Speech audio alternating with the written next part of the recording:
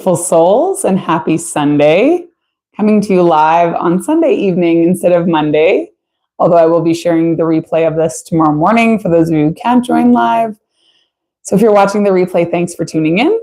And I'm really excited to officially announce that lisadriver.com is launched. I've been working behind the scenes on this website for quite a while and happy to share some guidance today, some insight. And I just intuitively picked up one of my 4 books and was very much pulled to boundaries and bucket filling tonight. And I had a couple card decks, and this is the one that I was pulled to pull some card guidance. So we're going to do the classic flip open of a Lisa Driver book, and where we flip to is going to be the message we need for the week ahead. And we're going to ask our guides for a little bit of guidance.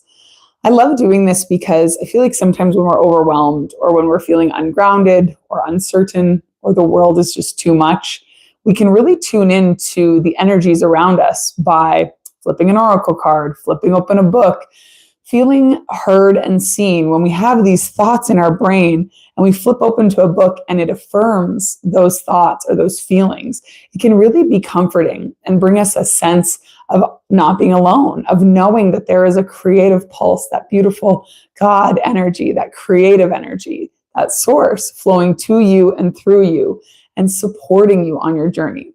Now, I have to say, I have felt so supported this week with the launch of lisadriver.com. I am doing some giveaways as a thank you. So make sure you sign up for my newsletter list. I'm going to be sending out a newsletter this week that explains all the giveaways, the ways that you can win a copy of one of my books, a one-on-one private healing container where you work with me for a month and we deep dive into maybe some of your blocks, working with cards and Reiki and healing meditations, personalized coaching. And I'm also giving away tickets to anyone on my newsletter list for my July virtual healing event. So very excited to share that. Make sure you've subscribed to my newsletter for those details. But let's get into what we need to know this week. I'm really intending that when I do these lives, that I just am kind of guided to exactly what's needed for the people watching. So when I flip open, I actually flip to a section break in my book, and it's called Section 2, How to Build Boundaries. So whoever's watching, we must need a little bit of boundaries in our life, and that's no surprise. If you're a high achiever like me, you're probably really good at saying yes to others and not necessarily yes to yourself. That's why the subtitle is How to Say No to Others and Yes to You. So we're sending love, we're sending light, and we're decluttering. And one of the things I talk about in this chapter 5 of my book, In Boundaries and Bucket Filling, is you want to, when you're saying no to somebody or when you're trying to say no to an opportunity or an offering or an ask, set intentions that they find the perfect person. And I love this because you're putting your power behind them finding someone that will suit that role perfectly. So you've worked on feeling worthy, and you now understand how important it is to surround yourself with only the positive, loving, and encouraging people in your inner circle. I want you to think about that for a minute. Do you surround yourself with positive, loving, and encouraging people? Let me know. This is sometimes tricky because we're achievers, we're helpers, we're healers, we're moms, we're nurturers. As women, we tend to attract those we can help. And I want you to make sure that you're asking yourself that question. Once you've clarified the supportive and not so supportive relationships in your life, it's time to start setting boundaries. So obviously in the chapter before, it was one of those things where there was all those clarities on setting boundaries, making sure those mutually beneficial relationships are in your aura. To say yes to yourself, you first need to say no to everything that's been draining you and getting in your way. So I want you to think about what's been draining you lately. I want you to think about what's maybe on your calendar for this week coming up. What is it that you're really kind of dreading, maybe not looking forward to? Is it something that you've said yes to out of obligation? Now, I understand sometimes that's the case. I'm a mom. I do feel like I need to volunteer every now and then, and I have to show up and support my kids, make sure they get off to school, make sure I show up for my work, make sure I show up here. There are obligations. But one of the things I like to teach in my keynotes and in my workshops and in my one-on-ones is you want to be striving from a place of joy, of something that you truly desire as well. Because then you're less resentful when you're saying yes to others and yes to some of these situations. This is also why it's so important to look at your relationships and the people around you. Because sometimes if your calendar is full, but you're feeling supported by the people in your life, it doesn't feel as burdensome. So setting boundaries is just like the process after buying new clothes. You need to make room in your closet so that you have room for your new outfits. When it comes to boundaries, you've got to make room in your life for more joy.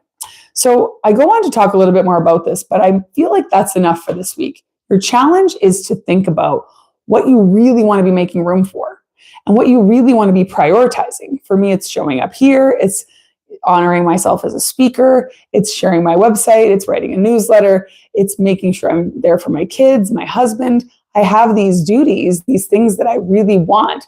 They bring me a lot of joy.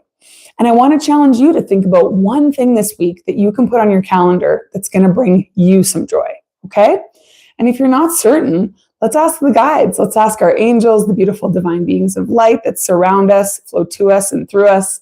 And let's see what kind of message they have to kind of hit home that guidance this week. So as usual, I'll just shuffle the cards and I'll pick two. And I want you to intuitively let me know which card you're drawn to. So is it this guy or this guy? We'll call this one A and this one B. So does A pull on your energy or does B? Knowing that they're going to have a congruent message and they're probably going to lead off of boundaries and relationships and decluttering your calendar. But there's always some beautiful guidance, some reflection, and maybe some ways that this message might be showing up in your life that you need to hear if you're tuning in right now. So let's start with A. It's upside down, and I always have my cards, you guys can see this. I always have my cards facing the same way. So when it's upside down, it's an extra potent message. And no surprise, this is really about community.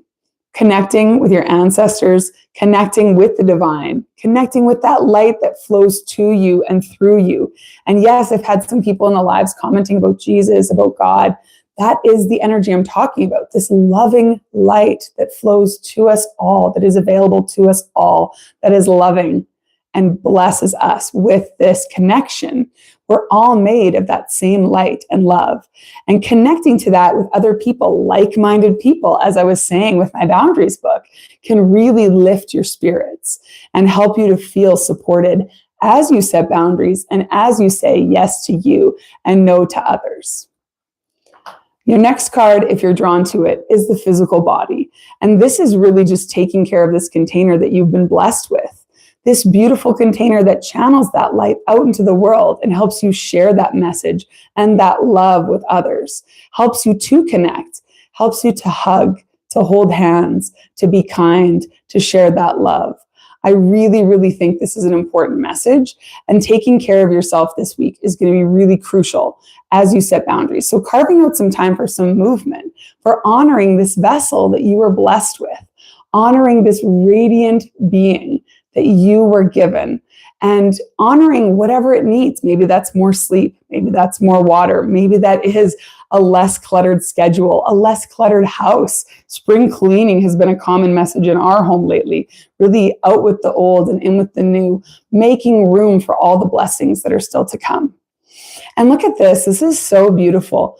I really, really love this bottom card that says, you've got these divine teachers. You've got this support. God is with you. Your angels are with you. Your ancestors are with you. And they are holding you up if you're struggling, if you're feeling lost, if you're feeling like you want to judge others, you want to put yourself in a place higher up than them. If you feel like you just can't move through the grief that you've been through. I've been there. I've lost my father.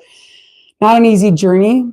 But you're not alone. And one of the things I love about cards is that they reflect our energy. They reflect the love around us. And they can really help us to feel less alone. They can help us to tune in to what I believe is divine light.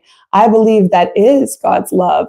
And I really believe and talk a lot about my faith in my books, where it is a matter of tuning into that support, asking for it, welcoming it in. So if you're really struggling with that, this is your guidance this week. I'm so excited for you guys to check out lisadriver.com. Let me know if you have any questions. Make sure you subscribe so you know when I go live. I'm trying to show up every week and share some guidance from my books, share some guidance from my cards. And I'm really, really excited for you all to check that out. Follow me. Let me know what you think. And we'll talk to you next time.